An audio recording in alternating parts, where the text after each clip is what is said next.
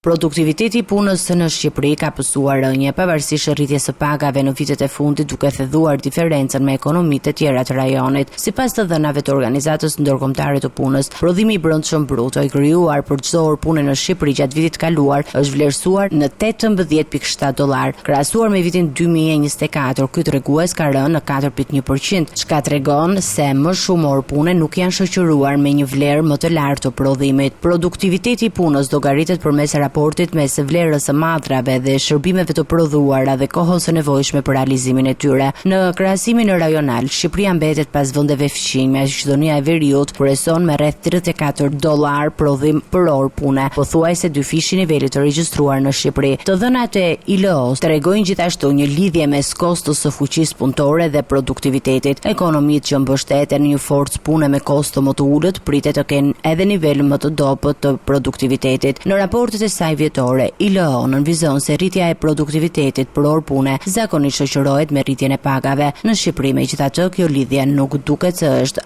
materializuar. Gjatë 2 deri në 3 vitet e fundit, rritja e pagave e nxitur fillimisht nga sektori publik ka ushtruar presion dhe mbi sipërmarrjet private për të rritur pagat e punonjësve, por sipas të dhënave, rritja e pagave nuk është shoqëruar me një rritje të produktivitetit në të njëjtën mas. Ekspertët dhe bizneset përballen ndërkohë edhe me një tjetër problem, mungesën e fuqisë punëtore të kualifikuar. Kjo situatë kombinuar me zhvlerësimin e euros dhe kostot më të larta të punës po ndikon në raportin mes kohës së kaluar në punë dhe vlerës së prodhuar. Në këto kushte, sfida për ekonominë shqiptare nuk lidhet vetëm me rritjen e pagave, por edhe me rritjen e vlerës së krijuar për çdo orë pune përmes investimeve, teknologjisë dhe fuqisë punëtore në të kualifikuar.